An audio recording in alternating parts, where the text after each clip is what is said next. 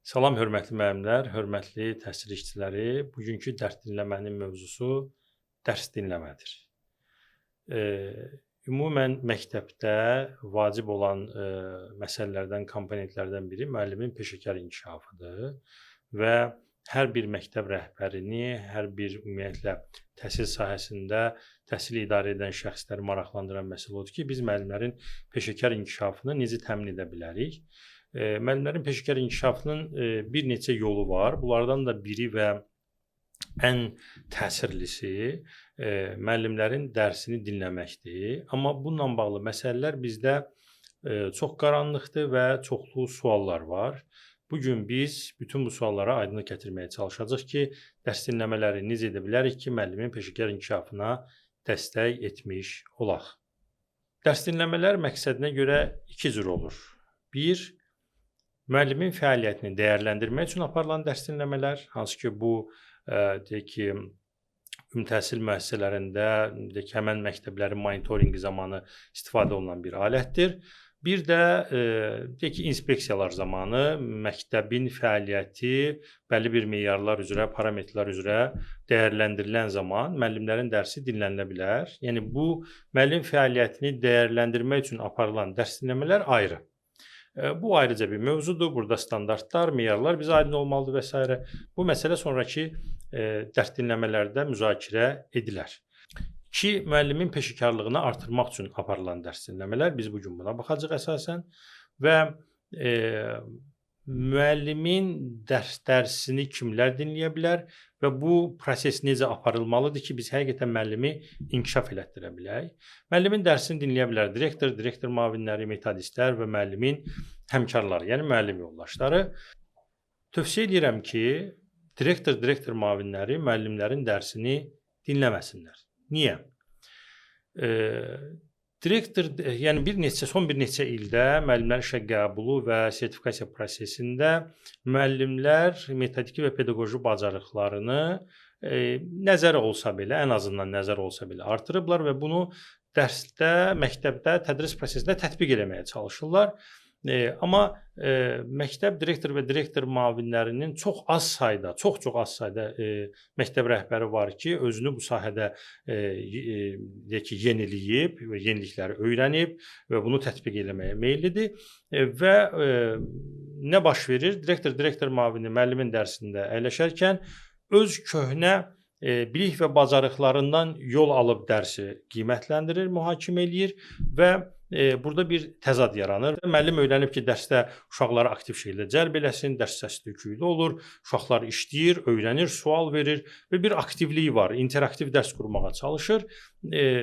Direktor müavini isə belə bilir ki, dərs sakit olmalıdır, bütün uşaqlar sakit oturmalıdır və müəllim dərsi izah eləməlidir və uşaqlar qulaq asmalıdır. Yəni, biz məktəb rəhbəri olaraq effektiv dərsi belə başa düşürük ki, şagirdlərin tam sakit oturduğu və yalnız müəllimin danışdığı və müəllimin dərsi izah elədiyi bir forma.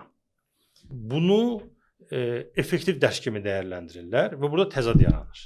Dolayısıyla müəllim davamlı olaraq, ən azından nəzər olaraq özünü yeniləyib, amma direktor müavini özünü yeniləməyib deyə dərsləmə prosesində ciddi problemlər yaranır və müəllim də təbii ki, məktəb rəhbərinin sözünə qulaq asır, fikirləşir ki, daha mən öyrəndiklərim hamısı kağız üzərindədir, boş bir şeydir, tətbiq etməyin mənası yoxdur, çünki məndən tələb olunan başqa bir şeylərdir. Yəni, uşaqlar sakit otursun, qulaq assın və burada artıq biz qaş düzəldən yerdə vurub göz də çıxardırıq. Nə isə düzəltmək istəyiriksə, daha da pisləşdiririk. Ona görə nə qədər ki, məktəb rəhbərləri özlərini metodiki və pedaqoji baxımdan inkişaf elətdirməyiblər, yeniləməyiblər, müəllimlərin dərsində oturub onlara rəy vermə prosesindən mümkün qədər uzaq dursunlar. Çünki düzəltmək əvəzinə daha da vəziyyəti gərginləşdirə bilirlər. Gəldik metodistlər və digər müəllimlərin bir-birini dinləməsinə, dərsini dinləməsinə. Bu prosesdə əsasən ümumiyyətlə bu dərs dinləmə məsələsində iki yanlış məsələ var. Hansı ki, yəni müəllimin peşəkar inkişafı baxımından dərs dinləmə prosesində iki davamlı edilən yanlışlar var. Bir, mühakimə. Ümumiyyətlə dərsin, yəni bir müəllim, bir metodist digər müəllimin dərsini dinləyərkən biz davamlı mühakimə edirik. Yəni deyək ki, bir müəllim yaxud da məktəb rəhbəri olsun, müəllimlər olsun, açıq dərs formatında olsun elə müəllimin dərsini dinləyirlər və gördüyümüz, müşahidə etdiyimiz bir çox hallarda müəllimlər vurğulayır ki, bəs ki bu yaşanan bir şeydir, bunu hər kəs bilir. Biz dərs keçən müəllimdən səhv tuturuq. Səhv axtarırıq. Deyir ki, bunu səhv elədim, bunu düz eləmədim, burası belədir və o hər bir dərsində oturan müəllim, yəni kimin ki dərsində otururlar, həmən müəllim həyəcan keçirdir, stres keçirdir, deyək ki, daxili narahatlıq var və bir çox hallarda dərsdə özü kimi ola bilmir və yaxud da əvvəl keçdiyi dərsi təkrar keçir ki, uşaqlar yaxşı performans göstərsin. Dolayısıyla dərsində oturulan müəllim onun dərsində oturanlardan, onların mühakiməsindən, səhv tutmasından qorxaraq dərs keçdiyinə görə dərsdə effektiv alınmır. Dolayısıyla biz müəllimin dərsində onu davamlı olaraq mühakimə eləyək, onun səhv axtaraq, sən bunu düz eləmədin, onu düz eləmədin. Bu müəllimin peşəkar inkişafına səbəb olurmu? Olmur. Dolayısıyla bizim bununla bağlı ciddi bir mədəni problemimiz var. Yəni məktəb mühitində ciddi problem var ki, biz müəllimlərin ümumiyyətlə sual çıxır da, yəni bir çox hallarda daşlar bizim məktəbdə tərsinə oturub. Yəni təməl daşlar tərsinə oturub. Yəni biz müəllimi, məktəb mühitini elə qurmuşuqmu ki, müəllimi dəstəkləyir. Yəni məktəb mühiti hazırda müəllimin peşəkar inkişafına qayğı göstərirmi, yoxsa müəllimi daha da geri çəkir? Yəni deyək ki, məsələn, bir müəllim əgər səhv eləməkdən qorxursa, düşünürsə ki, mənim dərsimdə gəlib oturacaqlar, direktor, müavini və digər həmkarlar gəlib oturacaq. Mən nə isə səhv eləsəm mənə deyəcəklər, irad tutacaqlar. Bu qorxu varsa, o müəllim səhvləri üzərində işləyib peşəkar inkişafına nail ola bilərmi? Özünü daha da inkişaf elətdirə bilərmi? Xeyr. Dolayısıyla sinif məktəbdəki mühit o qədər mühakimədən uzaq olmalıdır ki, məsələn, Rogersin belə bir yanaşması var da, şərtsiz qəbul olunma.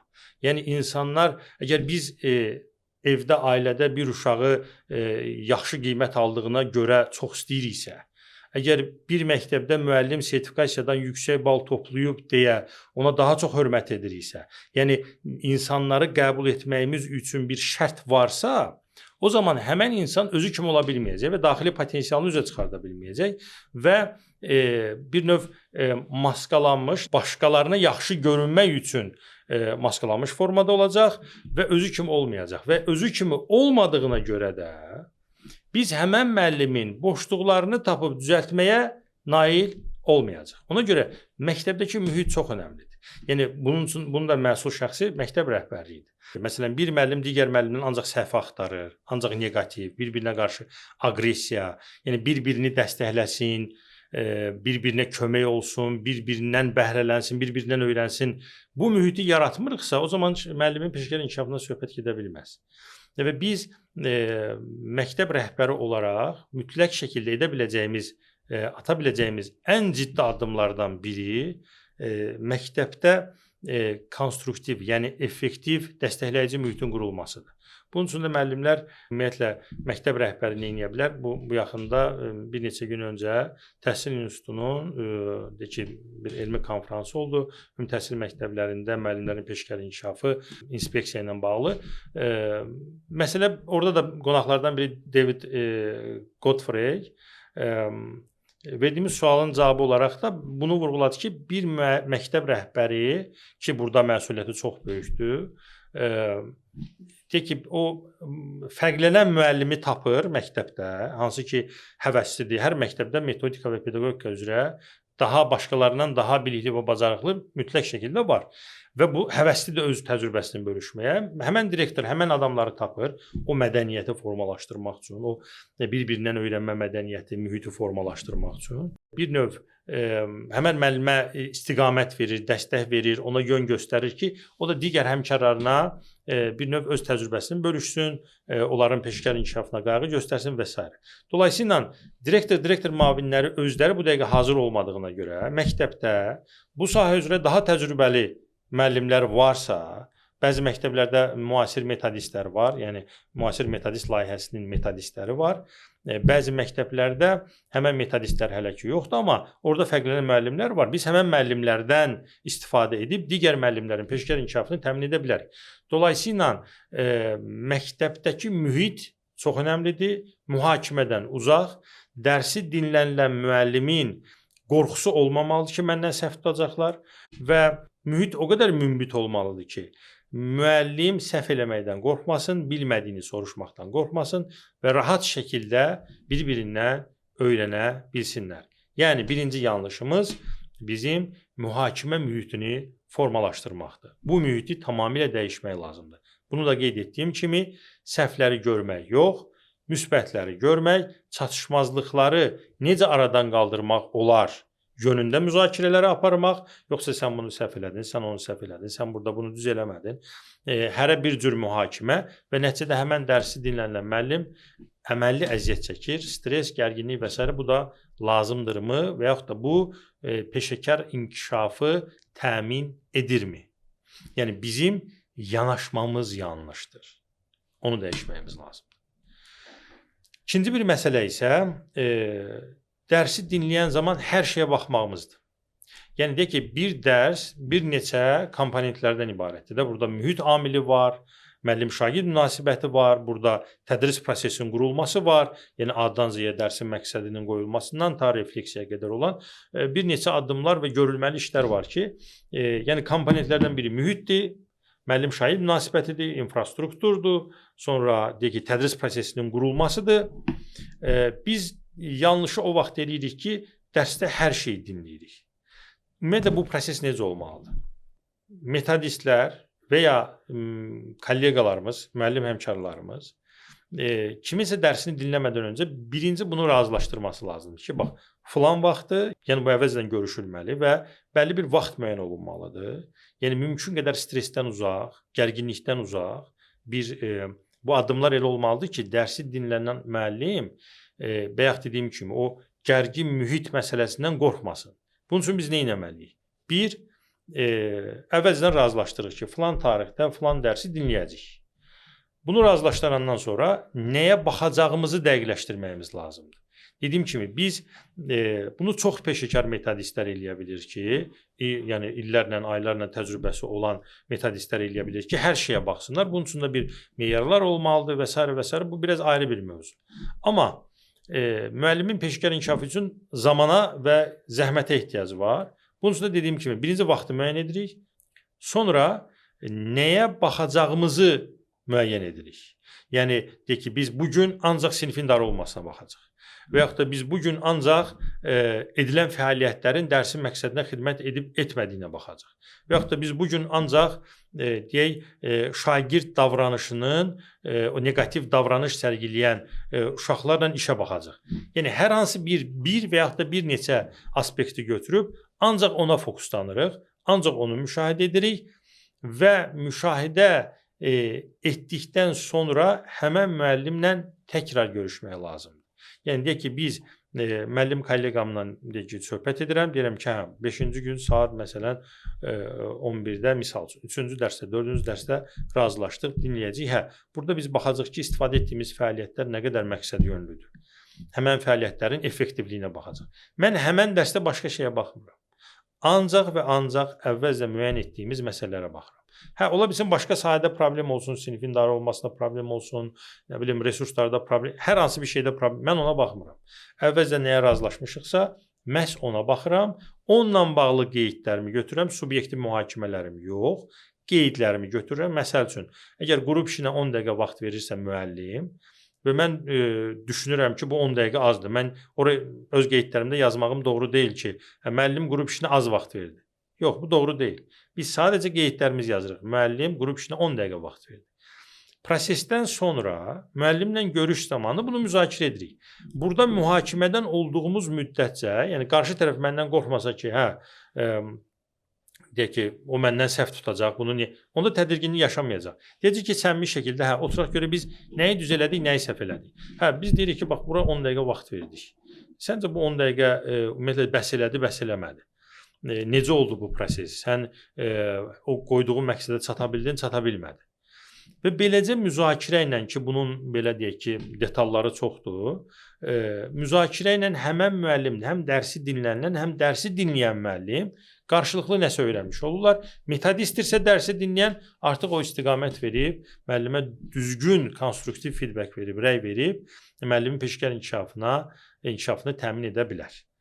Demək ki, əsas iki məsələyə toxunduq. Bir, mühit məsələsi ki, biz elə bir mühit qurmalıyıq ki, müəllimlər qorxmasın, mühakimədən qorxmasınlar, məktəb rəhbərinin, metodistin, müəllim yoldaşının ondan səhv tutmasından qorxmasınlar və burada biz baxış bucağımızı dəyişməliyik də. Səhv axtarmağa qalsa hamıda səhv var. Artıq cəmiyyət hazırda elə bir vəziyyətə gəlib ki, hamı bir-birinə aqressiya qusur. Hamı bir-birindən negativ, hamı bir-birindən o çatışmazlığı görmək, onu müzakirə eləmək, bir növ ondan zövq alar hala gəlmişik. Hamı bir-birinin negativindən, bir-birinin pisindən zövq alır. Bir növ ruhumuz xəstələnib də, belə deyək. Bunu dəyişmək çox çətindir. Bu bir mədəni dəyişiklikdir və məktəbdə bu mühit varmı? Var. Yəni məktəb mühiti ayrı bir məsələ, ayrı bir mövzu. Hazırda elə məktəblərimiz var ki, orada mühit heç də ürəkaçan deyil. Və mühitin yaxşı olmadığı yerdə istəyir dərs dinləmə yox, nə olur olsun, müəllimin peşəkar inkişafı mümkün deyil. Mühit mədəniyyətdir, mədəniyyətdən doğan bir məsələdir. Biz də məktəbdə hamı bir-birindən səhv tutsun, hamı bir-birində çatışmazlığı görsün. O direktordan, direktor müəllimdən, müəllim o birisi müəllimdən, hamı bir-birinin belə çatışmazlığını, bir negativini görüb danışmağa meyləndiyi mühitdə müəllim peşəkar inkişafı təmin olunacaqmı? Olunmayacaq. O peşəkar inkişaf olmadıqca şagird nailiyyəti yüksələcəkmi? Yüksəlməyəcək. Çünki tədrisi təmin edən, təşkil edən müəllimdir. Tədrisin məsul şəxsi müəllimdir. Müəllim peşəkarlığı inkişaf etmirsə, o zaman şagirdin akademik nailiyyətləri də, emosional zəkalığı da və s. də inkişaf eləməyəcək. Ona görə məktəb mühitində isə bu mühiti quracaq şəxs məktəb rəhbərliyidir, direktor və direktor müavinidir.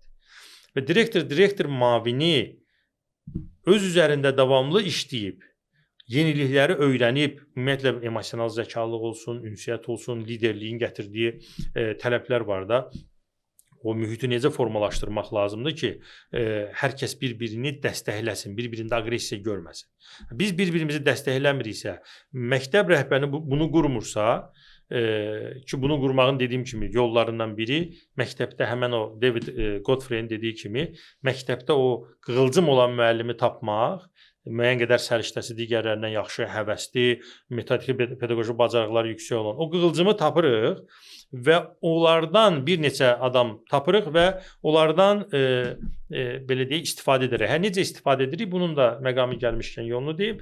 Həftədə bir dəfə, bu artıq dünyada bir ənənədir də, bunu tətbiq etməyimiz lazımdır ki, həftədə bir dəfə eyni fən müəllimləri və yaxud da yaxın fən müəllimləri yığışır bir yerə. Məsələn, hər həftənin 5-ci günü misal üçün təbiət fən müəllimləri yığışır bir yerə və yaxud da elə məhz eyni fən müəllimləri, ibtidailər, Azərbaycan dil müəllimi, riyaziyyat müəllimi yığılır bir yerə, keçən həftəni refleks edirlər ki, keçən həftə bizim nəyimiz düz getdi, nəyimiz səhv getdi.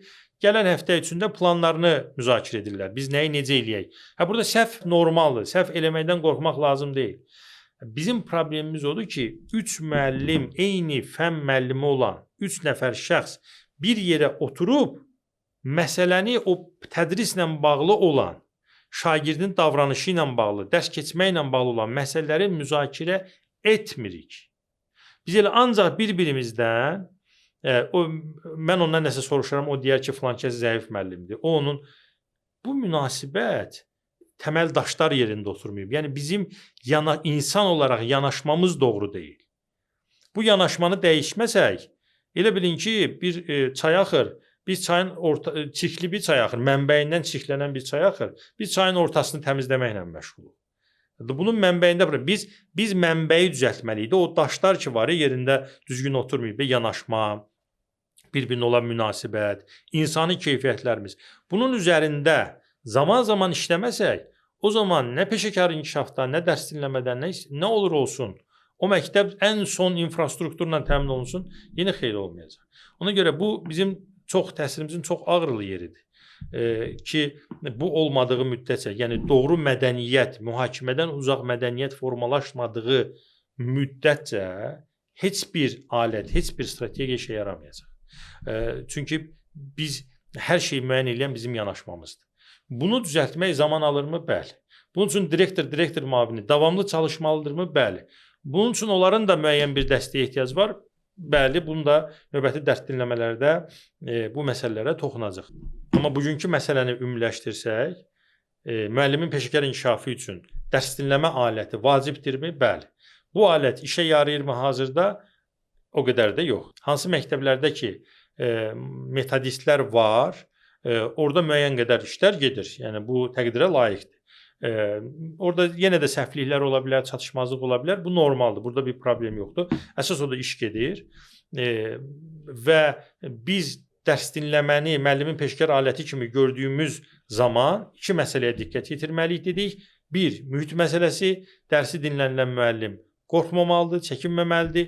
Kimsə məndən səhv tutacaq olan o mühit formalaşmamalıdır. Bu mühiti düzəltməliyik. İki, o dərs müddətində hər şeyə baxsaq, o zaman heç nəyə düzəldə bilməyəcəyik. Hər şeyə yox, hissə-hissə. Məsələn, bu ay ancaq sinifin idarə olunmasına baxırıq. Növbəti ay ancaq deyək ki, dərsdəki fəaliyyətlərə baxırıq. O birisi ay deyək ki, misal üçün müəllimin planlaşmasının effektivliyinə baxırıq. Yəni bunu məktəb öz ehtiyacını daha yaxşı müəyyən edib, ay-ba-ay hissə-hissə düzəldə bilər. Və dediyim kimi, görüşəndən sonra görüşündə bunun da öz deyək ki, metodikası var. Əvvəlcədən vaxtı müəyyən edirik, baxacağımız sahəni, parametrləri müəyyən edirik. Baxdıqdan sonra da bölüşüb feedback veririk ki, bu feedback məsələsi də önəmli məsələdir ki, bu da yanaşmadan qaynaqlanır. Biz səhvlərə yox, ancaq və ancaq düzlərə və düzəldilməli olan məsələlərə fokuslanmağımız lazımdır. Belə hörmətli müəllimlər, ümid edirəm, dərs dinləməklə bağlı olan məsələlərə müəyyən qədər də olsa aydınlıq gətirmiş olduq. Sağ olun, görüşərik.